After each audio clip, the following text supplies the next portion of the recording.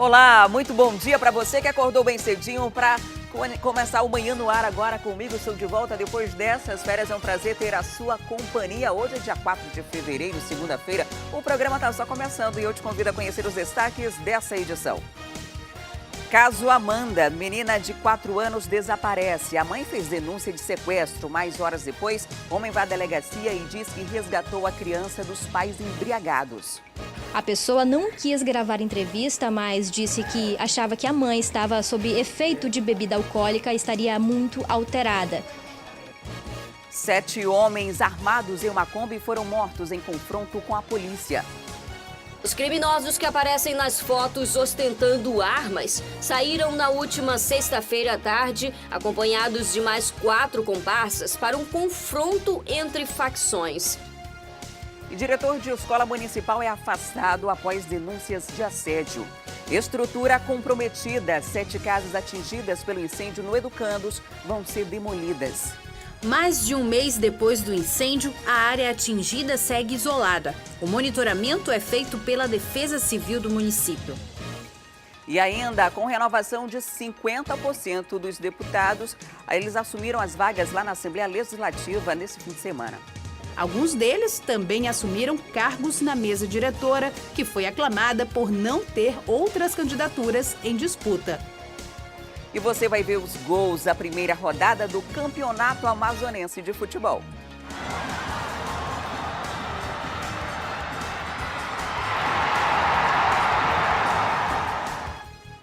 Isso e muito mais a partir de agora. Manhã no Ar, seu dia começa aqui.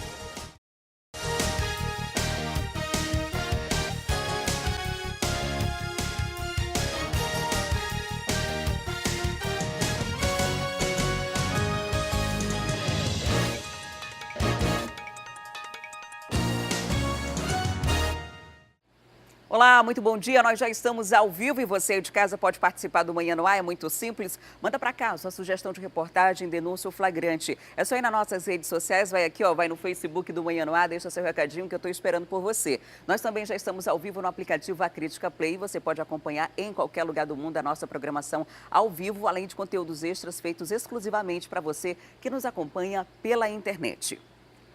E os moradores do Conjunto Eldorado, no Parque 10, não aguentam mais conviver com a insegurança e os constantes assaltos pelas ruas do bairro. De acordo com eles, por semana acontecem pelo menos 2 ocorrências no local.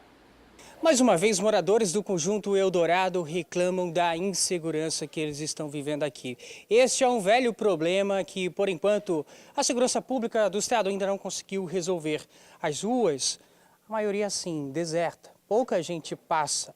E aí, quando alguém passa sozinho, sempre vem o medo, principalmente porque os bandidos andam em motocicletas, e geralmente são 2, enquanto um pilota, o outro assalta. Trabalhadores aqui da área, moradores já sofreram e ainda continuam sofrendo com esta situação. É um problema sem resolução. Realmente é uma insegurança muito grande. Em média tem 2 assaltos por semana, 3 aqui na comunidade. Inclusive teve o assassinato do médico e o assassinato de um empresário aqui logo na rua do lado. É lamentável que os órgãos públicos não tomem uma atitude. Essa aqui é a Rua Peru e aí, inclusive, existem alguns estabelecimentos aqui nessa área. Trabalhadores passam com frequência por aqui, já que é o caminho do trabalho e aí não há o que fazer. É necessário pegar essa via para chegar exatamente no local. A senhora também tem outros relatos de pessoas que foram assaltadas. Sim, sim.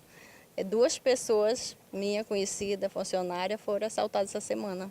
Ontem, inclusive, de manhã, e semana passada também. Inclusive, a senhora é empresária da área e sofre com a questão dos clientes que ficam com medo, com receio de vir para cá. Sim. O que seus clientes dizem? Que tem medo de vir, né, a pé, porque está tendo sempre assalto, sempre motoqueiro de 2, 1.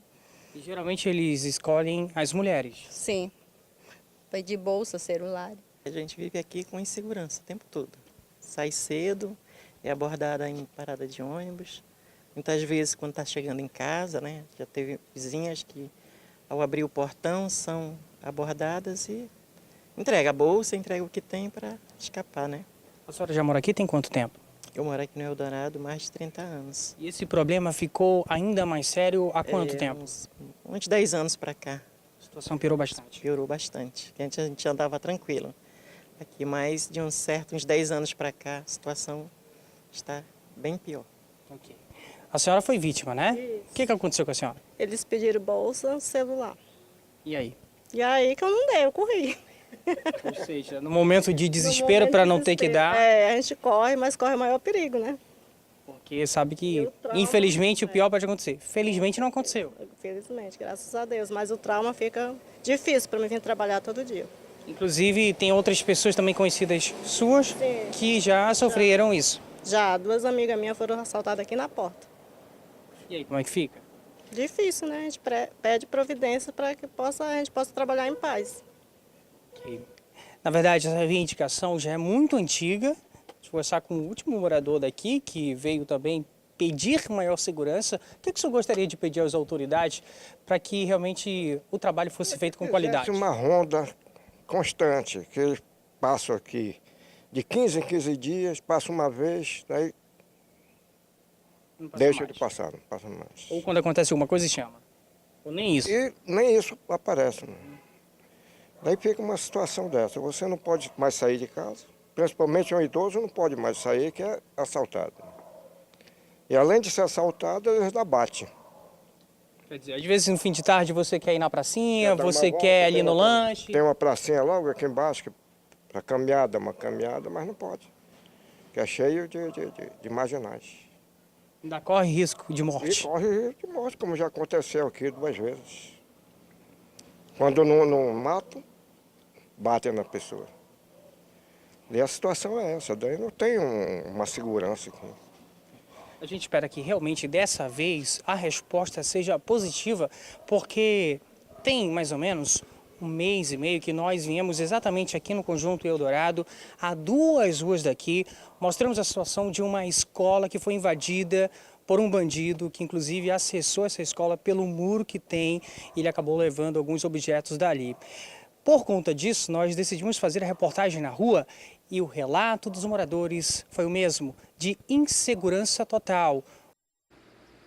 E um pet shop no bairro São José, na zona leste de Manaus, foi alvo de 2 assaltantes que roubaram tudo o que puderam. Os moradores e comerciantes afirmam que as ações desse tipo são comuns no local.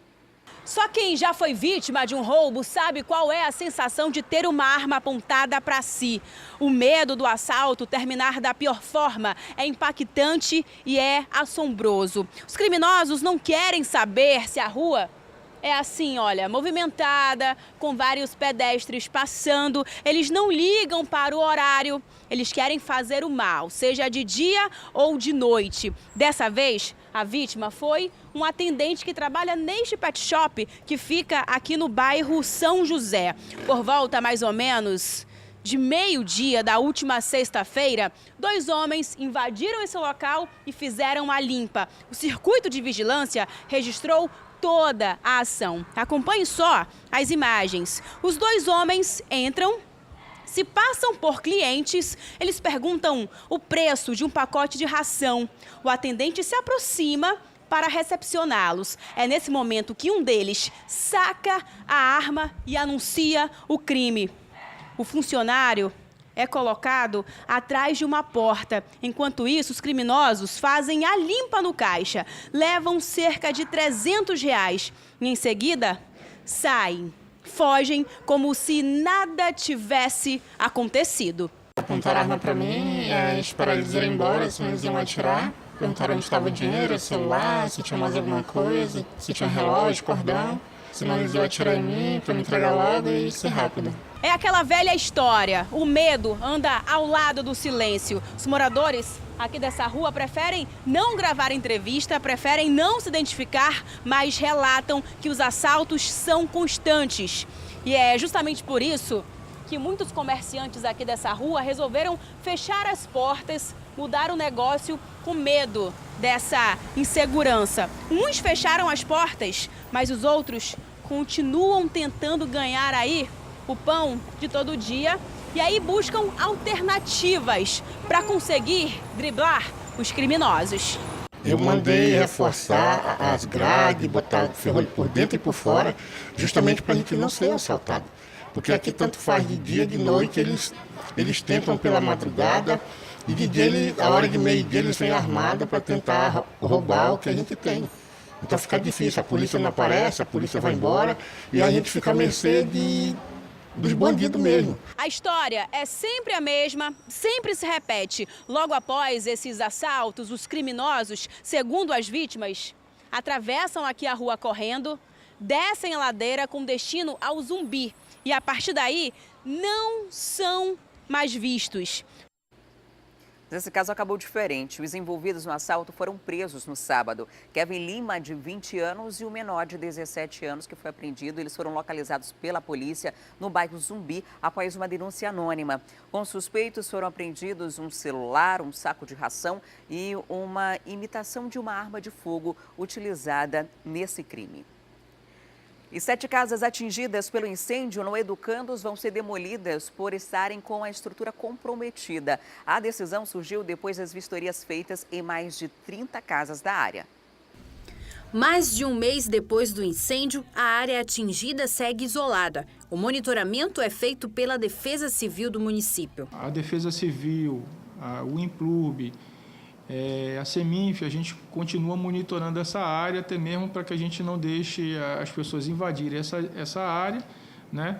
Devido a esse incêndio, já que eles vão ser retirados para outra situação, com certeza essa área deve ser feito um projeto para ser modificado. A Defesa Civil fez uma vistoria em 37 residências que foram atingidas pelo incêndio aqui no bairro Educandos. E desse número, 7 delas devem ser demolidas porque estão com a estrutura totalmente comprometida e correm o risco de desabamento.